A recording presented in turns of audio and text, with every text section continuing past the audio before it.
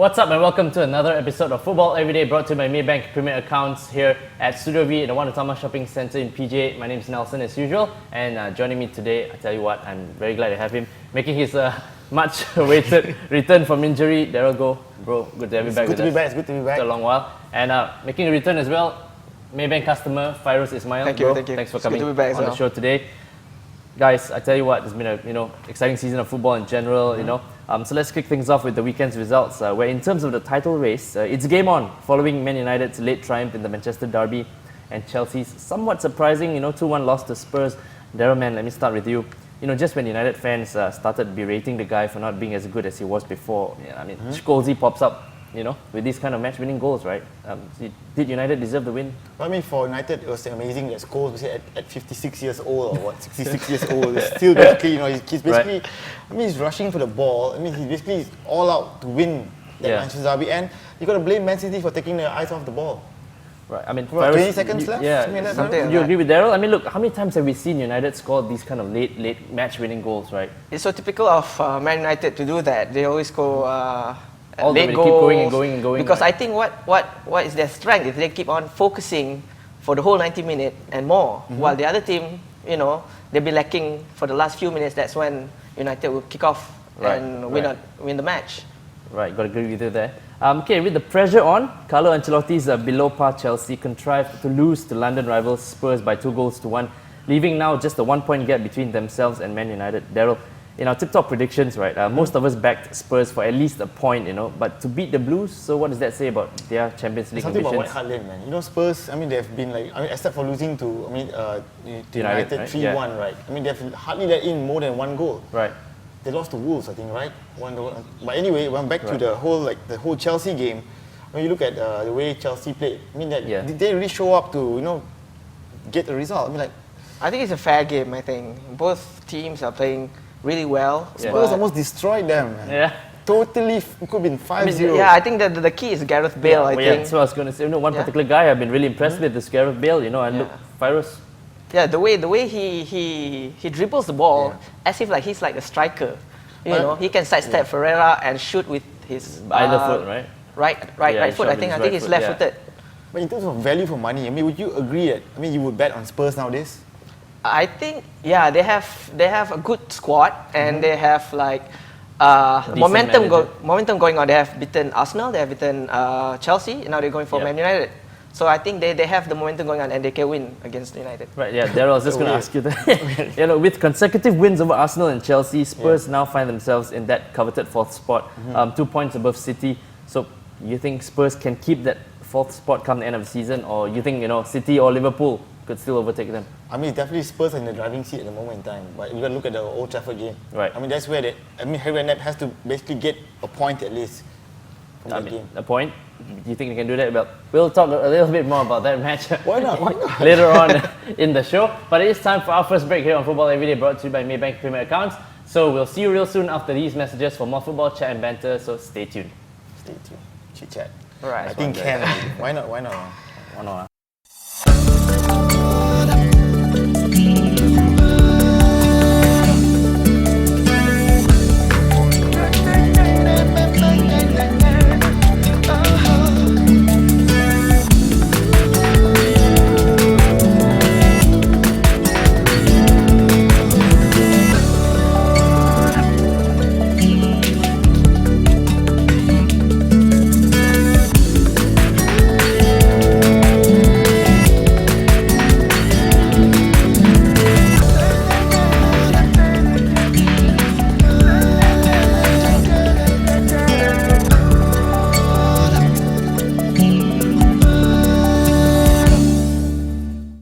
Welcome back to Football Everyday, brought to you by Maybank Premier Accounts with me, Nelsen, Daryl, and Fairuz, special guest for today. Moving on very quickly with the weekend's results, guys. Arsenal have now most definitely blown their slim title chances, as they contrived to lose 3-2 at Wigan, having had a 2-goal lead.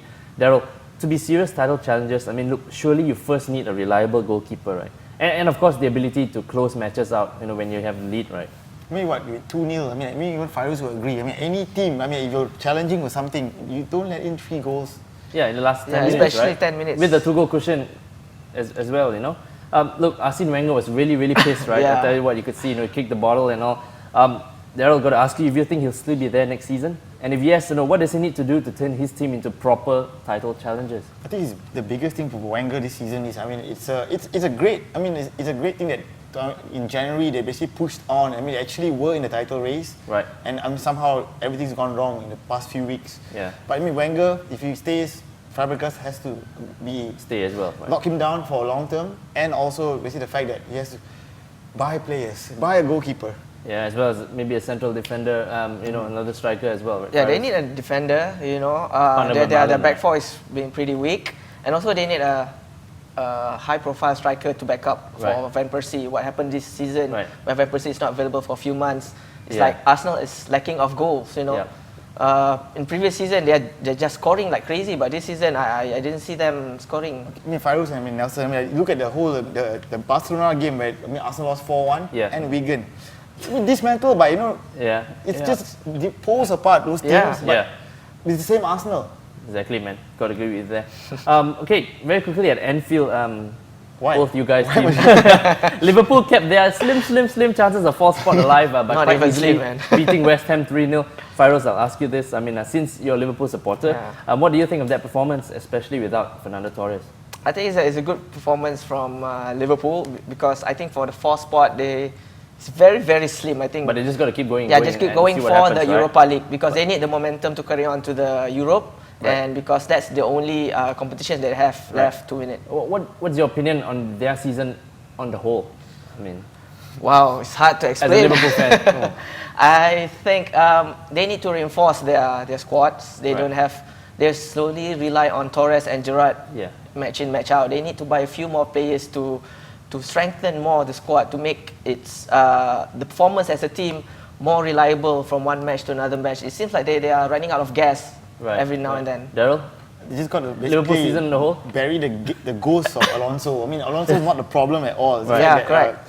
The fact that, it's just that Akilani, why isn't he playing more often, right? 3/4 of the season he wasn't there and they don't use him. Rafa has a serious rating if you want to stay on in Anfield. There's a lot of pressure from the fans. They don't look like they're fourth place. Right, and since Fairuz mentioned the Europa League, what do you think? Can they overcome A Madrid tomorrow? First leg? Europa League? Well, the fact that they took the Euro star in first class train, they'll be quite well rested. They're looking good. Aguero's not playing. So I wouldn't really put past Liverpool, because in the last four, Liverpool is the strongest team in the Europa League. And why not? Okay. Time now for our email of the week, which comes from Kelvin Ong, who supports Manchester United. Surprise, surprise. Don't they all? Kelvin believes that while Berbatov clearly is not suited to playing as a lone striker, guys, the guy who probably has the best first touch in the league should be given another chance next season. Daryl, what do you think, man? I'm just going to basically say, just sell him. If AC Milan wants, basically buy him for 20 million. Go ahead. Go ahead, man. Get rid of him now. Get the cash. Right, but okay, what about some other players in other teams, bro? You think, with 3 games left to go, will some people be there? Will some won't? Will new players come in? Look like Man United has already gone out and signed some Mexican Javier Hernandez, right? Man City is already stirring up a lot of problems right now. Wanting to buy James Milner. Right. And you look at Liverpool. Who would you want to get rid of? Wow, a lot.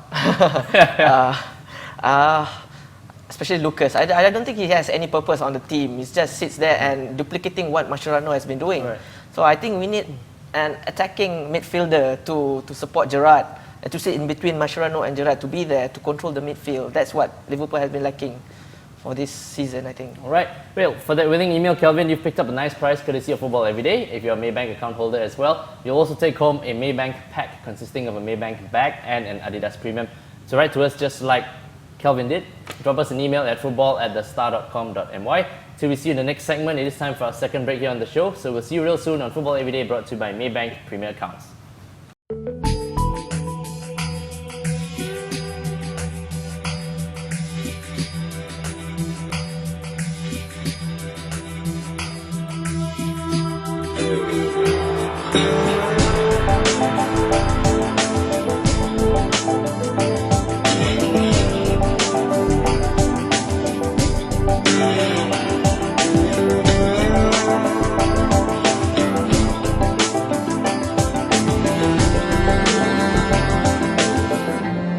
What's up and welcome back to Football Everyday, brought to you by Maybank Premier Accounts, here on the third and final segment of the show. And this is where we preview the weekend's eye-catching fixtures, guys.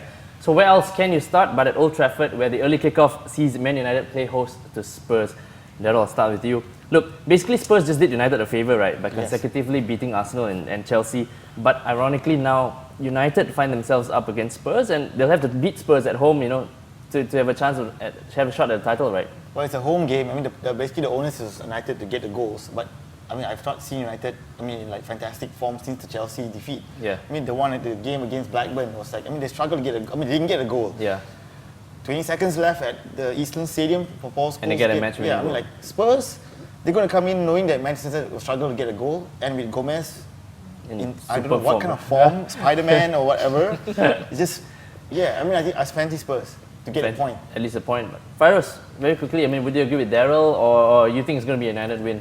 Look at what's at stake here. If United win, they will extend their lead on the championship, and also Spurs More pressure on Chelsea. going on fourth spot. I think Spurs has the momentum after beating Chelsea and Arsenal. I still have a feeling that Spurs will take the 3 points here. Treble, for Spurs. Win at Old Trafford. This little treble. Yeah, it's like You think that's going to be a factor, Daryl? Look, first Arsenal and Chelsea and then United, 3 in a row. Nelsen, 2 weeks ago when they had those kind of games for Spurs, did you even think that Spurs would get any points? Yeah. Not even a point, right? Yeah. No. 6 out of 6. So don't underestimate them. So give me a score prediction, bro. I'm going for 1-1. Fairuz? I'm going for 2-1 to Spurs. Wow. I really hope both of you are wrong. But okay, we'll see what happens. But over at the Emirates, another big match, at least for the visitors, sees Arsenal face Manchester City. Daryl, Adebayo returns to the Emirates for this one, so I'm sure he'll be all fired up, right? How do you see this one panning out? Man City has to basically get a result after that really damaging defeat. And they need to get the fourth place. Man City is under pressure. And I would say Man City has the goals. And look what they've done at Stamford Bridge when Man City, they destroyed Chelsea. Yeah. I think another performance like that, and Arsenal is just gone. Well, that's it, right? Yeah. Fairuz, Gunners are City. I think City will win it, but since Arsenal has basically nothing to play for, they just play for pride. They just want to show that they are still a force in the league. Yeah. So I think it's going to be a tough fight between Man City and Arsenal, but City will nick it, I think, 1-0.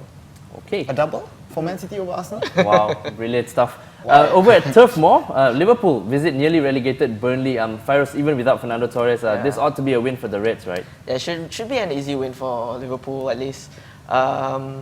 They should prove themselves that they are still a title contender for next year. Yeah. But they still have to buy more players to reinforce the team. Daryl, look, City scored 3 in the first 7 minutes at Burnley, so Liverpool. It depends on how much fatigue from the travels back from Madrid. They're not flying back. Maybe the volcano ash will be cleared up by Saturday so they all can fly back. But I'm looking at Liverpool to win, cruise it, I guess, at least. All right, and to close things up, the match at Stamford Bridge sees Chelsea entertain Stoke City. Come on, Stoke. Daryl, man, on paper this looks like a home win, right? But Stoke are definitely no easy meet. So what do you see happening here? It's Chelsea for me for this one. There's no excuse. They need to keep the momentum going. Especially if United beat Spurs, right? Before that. Yeah. Score prediction, Fairuz? 2-0 to Chelsea. To Chelsea? Yeah. Oh, come on, Stoke. Oh, well. Okay. So, nice one, guys. Just before we leave, as usual, today's Football Everyday fun fact is, in fact, on Inter Milan's master manager, Jose Mourinho. Guys, did you know that after the 34th round of the Serie A on April 16th, Mourinho now is on a run of 134 unbeaten home league matches. Look, that's 38 with Porto, 60 with Chelsea, and 36 with Inter. And just this morning in another home match, we know he masterminded a 3-1 win over reigning European champions Barcelona at the San Siro. Daryl, do you think Liverpool or Man U or even Man City, would make the right move if they went for Mourinho, man? The special one comes with a special price. So I think Man City would be the ones throwing the kind of money out. Do you think Inter can go all the way in the Champions League this season after that result? After that game, why not? Why not, right? Especially with Mourinho at the helm. Fairuz, do you rate Mourinho? I think he's a very good manager. So when he's with Chelsea, I think I hate him the most with his comments and all the tantrums. But I think as a manager, he can drive the squad forward. And he's proved that he can deliver, right? He has proved himself in Portugal, in England, and also in Italy. So why not? So why not come back to England and prove himself again, right?